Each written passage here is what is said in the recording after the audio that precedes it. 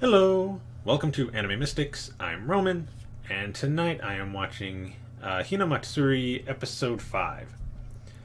So, last episode, it picked up right where it left off from episode 4. Episode 3, um, where Hina had just, basically destroyed his apartment. Why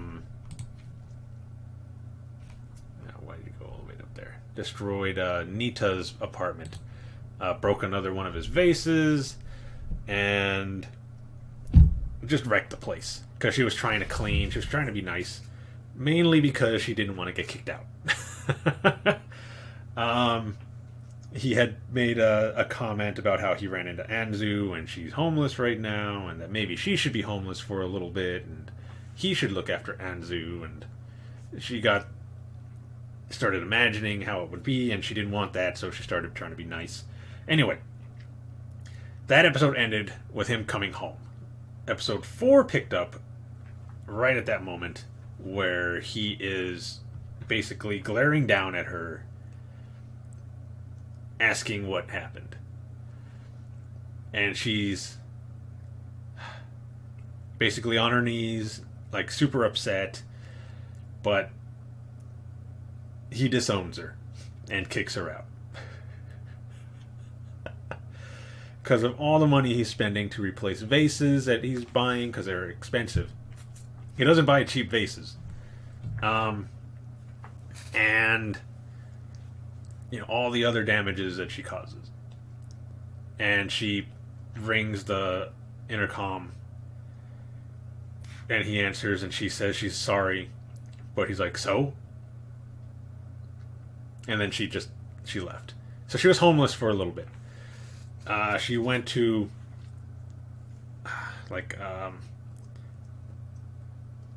the river area, wondering what she would do. Looked in her wallet, and she thinks she had like 10,000 yen. So she was wondering about food, and then she saw that and was like, ooh, I can go get some food. And she bought food, and then she didn't have that much left, like a few hundred yen. And then she was like, okay, now what am I going to do?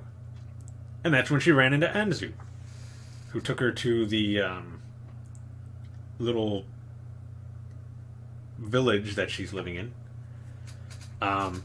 And she lets her stay with her for a bit. Unfortunately for Anzu, who has to walk around, pick up cans and stuff to recycle to get money, Hina eats a lot. She doesn't make the kind of money that needs to be made in order to feed her. So, and not only that, Hina is not exactly pulling her weight. Like, she isn't working. She's just kind of freeloading, I guess you could say. She's sitting around, she's reading all the magazines that Anzu's getting, she's eating all of her food. They did go to kind of a what do they call it? Like a stand in the park. Okay, what's her name? Why does it keep going on? Where are you? There you are. Utako. Her and Hitomi are working there, handing out food to the homeless. And Hina shows up and gets some food, and Anzu shows up and gets some food. And when she sees Hina, she's like, "What are you doing here?" But they're already gone. When she's tells Hitomi to watch the place, and she goes to find out what exactly is going on. And then when she's at work, she ends up talking with Nita, who explains that he disowned her, and everybody in the bar got super angry at him, and he had to leave. Basically, he's just trying to teach her a lesson.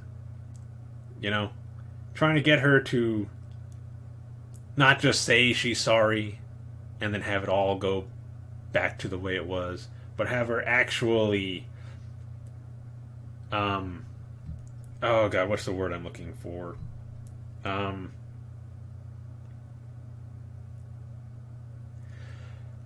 But he wants it to be like a true apology. Um, so he got kicked out of the bar, and then he's kind of walking around, and he sees, I think he sees her watching a band playing on the street. It's one of those street bands. They're trying to get big, so they're playing shows on the sidewalk. Um, and then she asks, I guess, them a question. You don't actually see what question she's asking, but I'm assuming it has something to do with the street performance. And then she's over on the side, and she's doing her like telepathic abilities, moving things around, and she's just like, nothing under my sleeve, and just wowing the crowd, because I mean nobody sees that on the sidewalk as far as I know. I mean, the closest thing you'll find here is you go to San Francisco and you find a homeless man playing a violin that basically does not have any good strings. It doesn't even sound like a violin. And the band comes over to her and is like, man, you're doing, amazing. And then he gets the idea, why don't you follow me? And they go and they do another show, but they got Hina there, lifting the lead singer up into the sky and doing all these like effects and stuff, and just completely like,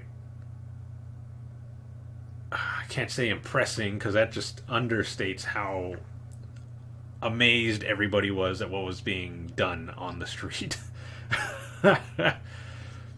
And Nita's watching this, and he's like, because he's trying to get her to like really apologize, and right now it doesn't look like that's going to happen. Like, she just moved on, and he leaves, and he's like kind of depressed, I guess you could say, from the way he looks. And her and the band end up going to get some food, and the lead singer's talking about like, oh, we can totally make it to the big arena, what, the Budokan or something like that. And she's like, no, I gotta leave.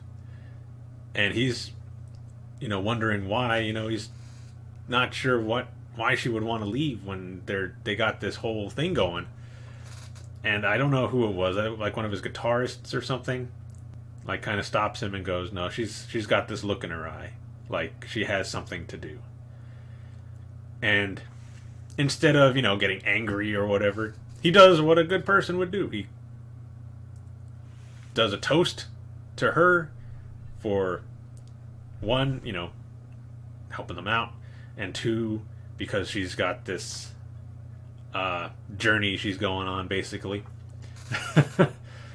And they let her go. Then when they cut back to Nita, who's back at home, and he's walking down the hallway to get home, and Hina's already there. She's got her backpack on, she's leaning up against the wall, she's waiting for him to come back, and he sees her, and he walks over and he's like, what are you doing here?